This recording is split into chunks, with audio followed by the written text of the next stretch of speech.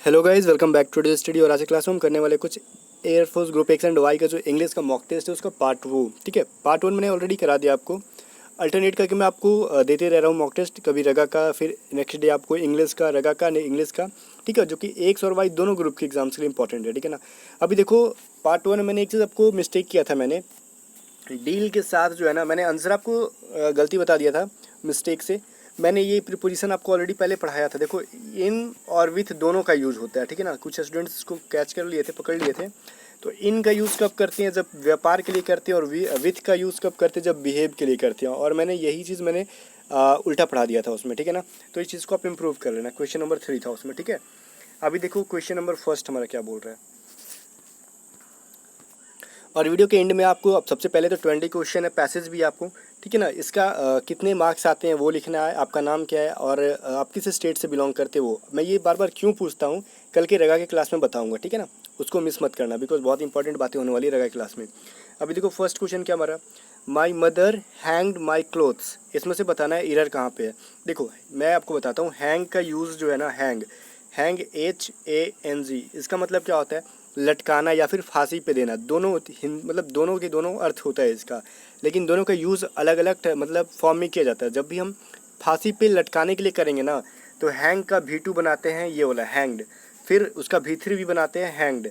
लेकिन किसी चीज़ को टांगने के लिए यूज़ करते हैं ना, तो इसका V2 बनाते हैं HUNG, हंग। V3 भी बनाते हैं, हंग। ठीक है ना। तो यहाँ पे कपड़े को इसकी माने टांगा है, ना कि कपड़े को फांसी पे लटकाया है। तो यहाँ पे हैंग्ड ना होके HUNG, हंग वाला होना चाहिए था। ठीक है ना। चलो, क्योंकि कपड़े को फांसी पे थोड़ी लटकाते हैं।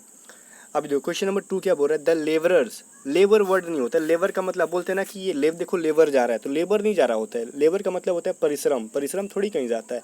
लेबरर बोलते हैं, मतलब परिश्रम करने वाला। ठीक है ना। उसी का प्लूरल है labourers. Relax between 4 PM to 5 PM। इसमें से आपको एरर खोजना है। आप वीडियो को रोक के एरर खोजते रहो, मैं आपको फाइनली आंसर बताता हूँ। देखो, प्रीपोजिशन जब आपको बिटवीन आ जाए ना, तो बिटवीन के साथ जो है ना, कंजक्शन है एक्चुअली ये। ठीक है ना, कंजक्शन है। बिटवीन के साथ एंड का यूज़ लगता है। ठीक है ना। कंजक्शन में भी पढ़ लेते हैं, बिटवीन को हम प्रीपोजिशन में भी पढ़ लेते हैं। तो ऐसा समझ में आना कि बिटवीन के बाद जो है टू का यूज़ ना होके एंड का यूज़ होता है। ठीक है। चलो, ये मतलब दो सेंटेंस को कनेक्ट करता है, कंजक्शन का रोल प्ले करता है यहाँ पे। ठीक है ना। तो यहाँ पे टू का यूज़ ना होके एंड का होगा। अब बोलोगे देखो हम लोग पढ़ते हैं 4 बजे से 5 बजे तक, 4 to 5 PM। तो उसके लिए क्या करते हैं, या तो 4 to 5 PM कर दो, या फिर फ्रॉम का यूज़ कर दो बिटवीन के जगह पे। लेकिन हमारा इंग्लिश का ग्रामर क्या बोलता है, बिटवीन के साथ एंड का यूज़ करते हैं। और बिटवीन हमें दिख रहा है तो हमें कुछ नहीं करना है, इस टू के जगह पे एंड कर देना है। बट हमें फाइनली आंसर सी में एरर मिलेगा। ठीक है। क्वेश्चन नंबर 3 देखो क्या है, the astronomer who predicts the future has arrived. अब प्रिडिक्ट्स का हिंदी बताना, मैंने पार्ट 1 में बताया था। ठीक है ना। प्रिडिक्ट्स का मतलब पैसेज में मैंने बताया था ना, प्रिडिक्ट्स का हिंदी। आप कमेंट करके बताना प्रिडिक्ट्स का हिंदी क्या होता है। एस्ट्रोनॉमर क्या कर रहा है भाई? प्रेडिक्ट कर रहा है। मैं हिंदी नहीं बोलूँगा, प्रेडिक्ट कर रहा है क्या भाई? जो मतलब वो, देखो ये बोल रहा है, जो वो एस्ट्रोनॉमर जो कि प्रेडिक्ट करता है भविष्य के बारे में, वो आ चुका है, पहुंच चुका है, ये बोल रहा है। तो एस्ट्रोनॉमर कभी कोई प्रेडिक्ट नहीं करता। एस्ट्रोनॉमर का मतलब क्या होता है? एस्ट्रोनॉमर जो कि स्पेस से रिलेशन रखता हो। ठीक है ना। तो प्रेडिक्शन कौन करता है हमारे फ्यूचर के लिए? वो एस्ट्रोलॉजर करता है। एस्ट्रोलॉजर होगा यहाँ पे, एस्ट्रोनॉमर नहीं। ठीक है ना। जो खगोल शास्त्री बोलते हैं एस्ट्रोनॉमर को, और एस्ट्रोलॉजर का मतलब ज्योतिष शास्त्र। ठीक, ज्योतिष शास्त्री, तो ज्योति लोग ना प्रेडिक्ट करते हैं हमारे फ्यूचर के बारे में। तो यहाँ पे एस्ट्रोलॉजर होना चाहिए। तो ऑप्शन नंबर ए में इधर है। ठीक है, एस्ट्रोलॉजर। अभी देखो यहाँ पे क्या बोल रहा है 4 नंबर में, he is suffering dash flu. Flu एक बीमारी है, और सफरिंग का मतलब पीड़ित होना होता है। वह बीमारी से पीड़ित है। तो सफरिंग के साथ एग्जाम में याद रखना, सफरिंग के साथ हमेशा फ्रॉम का यूज़ होता है। आप आंख बंद करके ऑप्शन नंबर ए को आंसर कर देना, आपका सही होगा। ठीक है। इसमें कम से कम जिसका 18 मार्क्स आता है वो बहुत अच्छा तैयारी है। 20 तो खैर नहीं आएगा, मुझे पक्का विश्वास है कि झूठ मूठ बोल दोगे 20 आया, वो मान नहीं, मैं नहीं मान सकता इस बात को कि 20 में भी सही किया होगा। बट 18 तक मान सकता हूँ, आपने 18 सही किया होगा। बट यहाँ पे अगर आप 14 से कम मार्क्स आते हैं ना, तो मतलब आपको प्रैक्टिस की ज़्यादा ज़रूरत है, थोड़ी सी और हार्ड लेवल की ज़रूरत है। ठीक है ना। तो यहाँ पे देखो, how dash horses were running in the last race. ठीक है, मतलब पूछा गया कि लास्ट रेस में कितने घोड़े दौड़ रहे थे। कितने घोड़े, मैंने बताया था मच और मैनी का यूज़ कब कब करते हैं। मच का यूज़ तब करते हैं जब वो अनकाउंटेबल हो, मतलब जिसको गिन नहीं सकते। और मैनी का यूज़ कब करते हैं? जबकि कोई जो है संख्या में गिना जा सकता है उसको। तो घोड़े को गिन सकते हो कि नहीं? जब 10 घोड़े हैं तो गिन सकते हैं इसलिए हम। ठीक है। तो यहाँ पे मैनी का यूज़ होगा, मच का नहीं। जब यहाँ पे वाटर रहता, राइस होता है जिसको हम गिन नहीं सकते, वहाँ पे क्या करते हैं भाई, मच का यूज़ करते हैं, ठीक है ना। अब बोल रहे हैं सिनोनिम ऑफ मौन। मौन का मतलब क्या होता है आपको नहीं पता होगा, इसका मतलब होता है शोक मनाना, बोलते हैं ना मौन रखो, इंग्लिश में बोलते हैं मौन रखो, ठीक है, मौन।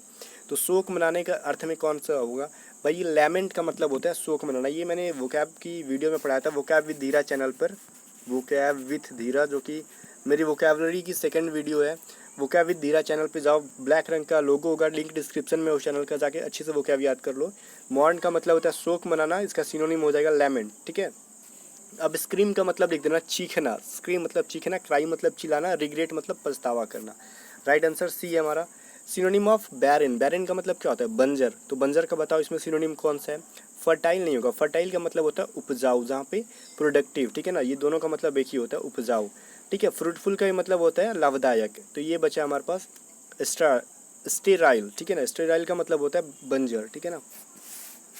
अब बोल रहा है एंटोनिम ऑफ डिफ्लेट। आपको वीडियो को रोक रोक के ना सॉल्यूशन देखना है, मेरे लिए वेट नहीं करना है कि मैं जल्दी जल्दी क्यों चल रहा हूँ। तो अब मैं तो जल्दी जल्दी करूँगा ना, बिकॉज टाइम बहुत वीडियो बड़ा बन जा रहा है ना, तो आप समझ सकते हो कि मुझे धीरे धीरे करने में बहुत वीडियो बड़ा बनेगा। इसलिए क्या करना है आपको, ईजिली वीडियो को रोकना है और आंसर करना है, फिर मेरे आंसर को मिलाना है। तो डिफ्लेट का एंटोनिम, तो डिफ्लेट का सबसे पहले बोलोगे इन्फ्लेट। इन्फ्लेट क्यों, क्योंकि मोस्ट ऑफ द स्टूडेंट्स यही बोलेंगे ना, मिलता जुलता है इसलिए हम इन्फ्लेट कर देते हैं। खैर आपका तुक्का यहाँ पे सही जाता है, डिफ्लेट का उल्टा इन्फ्लेट ही होगा। डिफ्लेट का मतलब क्या होता है, पिचकाना, किसी चीज़ को, बैलून को फूला हुआ होता है ना, तो उसको गैस निकाल दोगे तो डिफ्लेट हो जाएगा, पिचक जाएगा, और उसमें हवा भर दोगे तो वो इन्फ्लेट हो जाएगा, मतलब फूल जाएगा। इसका मतलब पिचकाना और इसका मतलब फूलाना। चलो तुक्का यहाँ पे आपका सही जाता है। डिफेट मतलब हराना, ग्रो मतलब बढ़ना, रिड्यूस मतलब कम करना, ठीक है। राइट आंसर सी है। अब यहाँ पे वर्च्यू का एंटोनिम पूछा जा रहा है। वर्च्यू का मतलब पता है क्या होता है आपको, नहीं, वर्च्यू, वाइस वर्च्यू का मतलब आपने पढ़ा होगा नहीं ना, सद्गुण अवगुण, ठीक है ना। वर्च्यू का मतलब होता है सद्गुण और इसका उल्टा होता है वाइस, ठीक है। कुछ लोग वाइस बोलते हैं, वाइस बोलते हैं, जो भी बोलते हो आप, इसका मतलब होता है अवगुण और इसका मतलब होता है सद्गुण, ठीक है। जेलसी का मतलब तो पता ही है आपको, जलन होना। इम्परफेक्शन, देखो कुछ परफेक्ट होता है और उसका एंटोनिम इम्परफेक्ट होता है, ठीक है ना, वही है। डिफेक्ट मतलब पता है ना, किसी चीज़ में कमी होना। अभी देखो ये आपको इडियम फ्रेजेस है, एप्पल ऑफ द आई, इसका मतलब होता है बहुत प्यारा होना, ठीक है। एप्पल ऑफ द आई मतलब आंखों का प्यारा, बहुत दुलारा, ठीक है ना। डियरली लव्ड मतलब उसका मतलब वही होता है कि काफ़ी प्यारा होना, डियरली लव्ड, ठीक है ना। चलो राइट आंसर सी है। ये सब चीज़ें मैंने ऑलरेडी पढ़ा रखी है वोकैब विद धीरा पे, और ए टू जेड स्टडी पे भी ऑलरेडी पढ़ाया मैंने बहुत बार इसको। Once in a blue moon मतलब वैसा मून जो कभी कभार दिखता हो। तो कभी कभार दिखने का अर्थ कौन सा दे रहा है, option number D, rarely. Rarely मतलब मुश्किल से या फिर कभी कभार, ओकेजनली, ठीक है। चलो राइट आंसर डी हो जाएगा। अब बोल रहा है, ये क्या बोल रहा है, वन वर्ड सब्स्टिट्यूशन है हमारा, one who studies Mankind. One who studies Mankind का मतलब क्या होता है, जो आदमी लोगों पर, इंसानों पर क्या करता हो, अध्ययन करता हो। इंसानों का अध्ययन करने वाले को लोग बोलते हैं एंथ्रोपोलॉजिस्ट, ठीक है, मानव विज्ञान। तो उसको बोलते हैं एंथ्रोपोलॉजी, और उसको अध्ययन करने वाला एंथ्रोपोलॉजिस्ट होता है, ठीक है ना। चलो ये बोल रहा है, क्या बोल रहा है देखो, द कंपनी क्या बोल रहा है, इन द सब सबर्ब्स, ठीक है ना। सबर्ब्स का मतलब मैं बताऊंगा, इसका मतलब होता है एक मिनट, उपनगर, उपनगर, ठीक है ना। उपनगर मतलब महानगर जो होता है ना, बड़े बड़े नगर, उनको बोलते हैं इन द सबर्ब्स, ठीक है ना। A factory and a block of offices intends to build. Intends का मतलब वो चाहता है ऐसा काम को करना, इरादा, ठीक है ना। शॉर्टली का मतलब शीघ्र है। अब ये इसको क्या करना है, पी क्यू आर एस के रूप में हमें चेंज करना है। हमें देखो नीचे पी क्यू आर एस है, तो सबसे पहले द कंपनी के बाद क्या होगा, हम बोलेंगे कि एंड से अगर रिलेट कर दे, the company and a block, तो इसके लिए वर्ब कैसा होना चाहिए, यहाँ पे दिमाग लगाओ।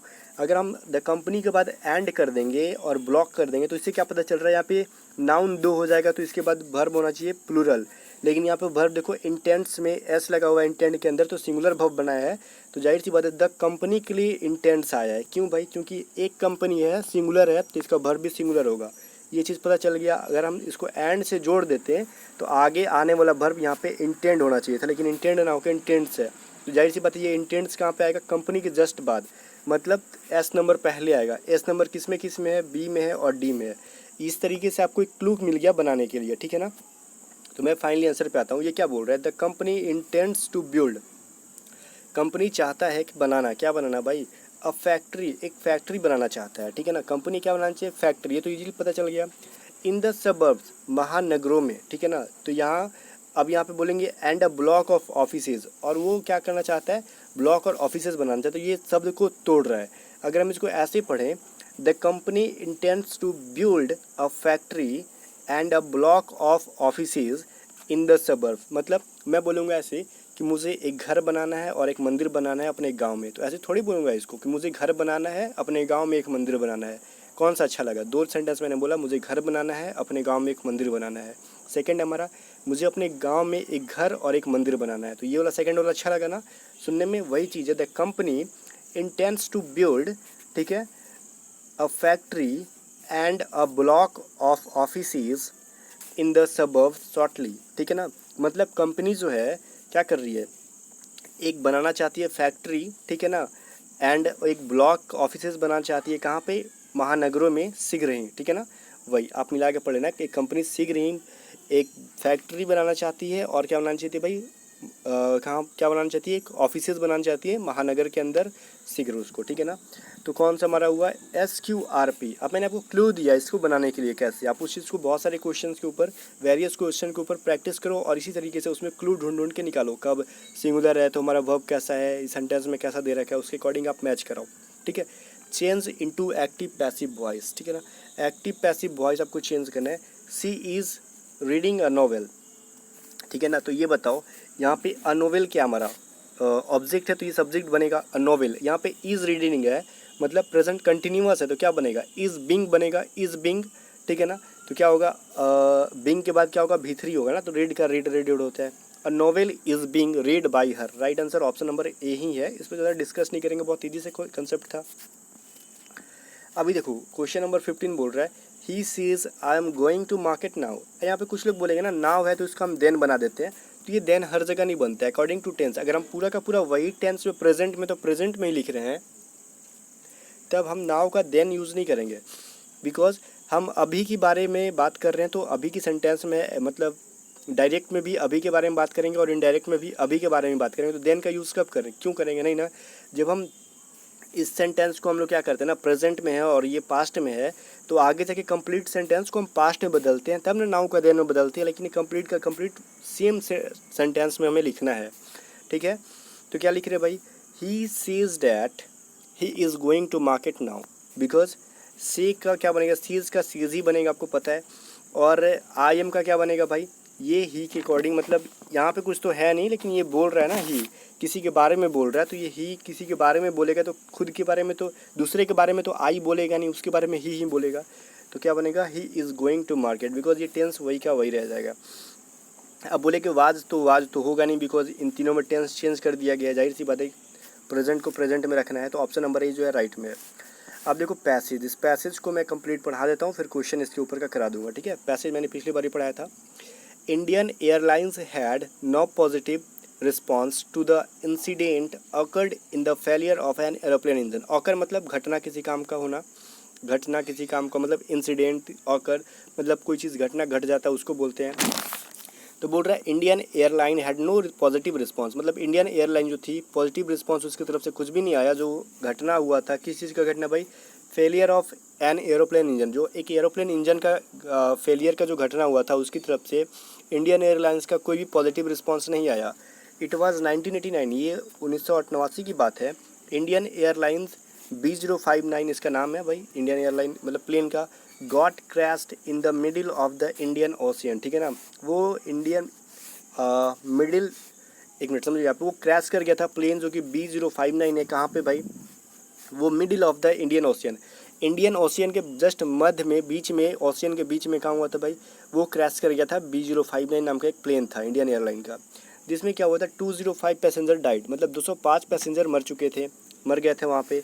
There were no clues about the B059, वहाँ पे कोई भी साक्ष्य नहीं था, कोई सबूत बचा ही नहीं उनके कि मम्मी यहाँ पे कौन क्या हुआ क्या नहीं बचा B059 का, ठीक है, मिला ही नहीं उनको। सम सेज, कुछ लोग कहते हैं that it got crashed but some said it got lost, कुछ लोग बोलते हैं कि क्रैश कर चुका है प्लेन, कुछ लोग बोलते नहीं ये खो गया है, कोई मतलब कुछ भी हो सकता है, हाईजैक कर लिया हो या फिर कुछ भी हो, खो गया है। यहाँ तक हमने पढ़ा। अभी आगे देखो, passenger relative were worried about their dear one, मतलब पैसेंजर्स की जो रिलेटिव थे वो लोग अपने लोगों के लिए काफ़ी चिंतित थे। वरीड मतलब चिंतित होने, डियर वंस मतलब अपने लोगों, अपने प्यारे लोगों, मतलब अपने रिलेटिव्स के लिए, अपने लोगों के लिए चिंतित थे, ठीक है ना। डियर वन का मतलब अपने लोग। द गवर्नमेंट डिक्लेयर्ड, गवर्नमेंट ने ये डिक्लेयर कर दिया, घोषणा कर दिया, द इशू ऑफ B059, जो इसका मुद्दा है B05 का, एज अ प्रायोरिटी, मतलब इसको मुख्य प्रधान रखो, इसको मुख्य रखो, इसको मतलब इसको दबाओ मत, इस मुद्दे को हमेशा क्या इस पर मतलब एक्टिव रहो इस मुद्दे को लेकर। Indian navy we are given responsibility, Indian navy ने इसकी रिस्पॉन्सिबिलिटी ली, और ये पैसेज बिल्कुल रियल है, ठीक है ना। टू फाइंड द B059, मतलब B059 एयरलाइन को फाइंड करने के लिए किसने, इंडियन नेवी ने रिस्पॉन्सिबिलिटी ली, बट नथिंग वाज फाउंड, लेकिन कुछ मिला नहीं। After a year some fishersman found the black box of B059, मतलब कुछ एक साल के बाद फिशर्समैन जो मछुआरे थे वो ब्लैक डब्बा मिला उनको B059 का उसी समुद्र के अंदर, which confirms about the crash of Indian airplane B059 due to engine failure, जिससे कि ये चीज़ कंफर्म हो गया कि B059 जो इंडियन एयरप्लेन था वो क्या हुआ था भाई, इंजन के फेलियर की वजह से क्रैश हुआ था, ठीक है ना। बात समझ में आ गया। अभी क्वेश्चन देखो, आप चाहो तो पैसेज को पीछे करके फिर से पढ़ सकते हो, ठीक है ना। अभी मैंने यहाँ पे फिर से रोक दिया, वीडियो को रोक के पैसेज को फिर से पढ़ लो, समझ में आ जाएगा, फिर क्वेश्चन कर लेना। क्वेश्चन नंबर 16 क्या बोल रहा है, what was the reason for the crash of B059, मतलब B059 का क्रैश होने का रीज़न क्या था। मैंने अभी जस्ट बोला कि इंजन का फेलियर होना, ठीक है, आपको मिल गया होगा, बट मैं थोड़ा सा टाइम दे रहा हूँ आपको कि आप लोग भी सॉल्व करो। यहाँ पे क्वेश्चन को रोक के आप सॉल्व करना, मैं आंसर पे आता हूँ। Who got the responsibility to find out clues about B095, मतलब वो B059 एयरलाइन को खोजने की रिस्पॉन्सिबिलिटी किसको मिली थी, इंडियन आर्मी को तो मिली नहीं थी, इंडियन नेवी को मिली थी, बिकॉज वो पानी के बीच में गिरी थी ना, तो आर्मी वहाँ पे जाके क्या करती, इंडियन नेवी जाएगी। B059 got crash eight which place, मतलब B059 जो एरोप्लेन था वो किस जगह पे क्रैश किया था, लिखा हुआ है साफ साफ द इंडियन ओशियन में, ठीक है ना। वो तो पैसेज में ही था कि Indian, middle of the Indian ocean. What could be assume from the passage, इस पैसेज से आप क्या एज्यूम करते हो, ठीक है ना। ये सारे हम पढ़ेंगे, बताएंगे कौन सा सही है। It was an airline mistake, मतलब ये एयरलाइन का, इंडियन एयरलाइन का एक मिस्टेक था, ऐसा तो कुछ था नहीं भाई, उसका इंजन फेल हो गया तो वो क्या कर सकते, वो कोई मिस्टेक नहीं था, वो मशीनरी चीज़ें कभी भी फेल हो सकती है। The government did not take any step, क्या सरकार ने कोई भी रिस्पॉन्स मतलब एक्शन नहीं लिया, तो ऐसा बात नहीं है, इसको प्रायोरिटी दिया था गवर्नमेंट ने कि चलो भाई इसके प्रति जागरूक हो और जल्दी से इसकी जांच पड़ताल स्टार्ट करो। और इंडियन नेवी ने क्या किया भाई, एक्टिव भी थे। Indian navy did not work properly, बोल रहा है कि इंडियन नेवी अपना वर्क प्रॉपरली नहीं की, तो ये तो कभी हो नहीं सकता कि हमारी डिफेंस सर्विसेज कभी प्रॉपरली काम नहीं कर रहे, उनका जो है दुनिया में सबसे टॉप लेवल का काम होता है, सब कोई जानता है, तो वो बहुत अच्छे तरीके से काम की थी इंडियन नेवी। वो बात अलग है कि नहीं मिल पाया, ठीक है। तो ये तीनों में से कुछ भी नहीं है, तो फाइनली आंसर मिला हमारा नन ऑफ दीज, मतलब इनमें से कोई नहीं, मतलब ये जो है हम तीनों को नहीं मानते हैं ऐसा कुछ। हमारे इंडिया ने भी बहुत अच्छा काम किया, गवर्नमेंट ने भी प्रायोरिटी दिया उसको, और वो एयरलाइन का कोई मिस्टेक भी नहीं था, तो बचा कौन, option number D. Last number है question number 20, how many passenger died, मैंने पैसेज में बोला, पैसेज ऊपर जाकर पढ़ सकते हो, 205 पैसेंजर हैड डाइड, ठीक है ना। वहाँ पे कितने मर चुके थे भाई, 205, 205 पैसेंजर मरे थे। सो गाइज आज तो मैंने टाइम बचाया, 18 मिनट के अंदर आपका टोटल के टोटल जो है मतलब पूरी की पूरी सेट को ख़त्म कर दिया। पिछली बार आधे घंटे लग गई थी। मुझे उम्मीद है कि वीडियो आपको पसंद आएगा, और प्रैक्टिस सेट तो क्वेश्चंस के लेवल मुझे उम्मीद है कि आपको पसंद आएंगे।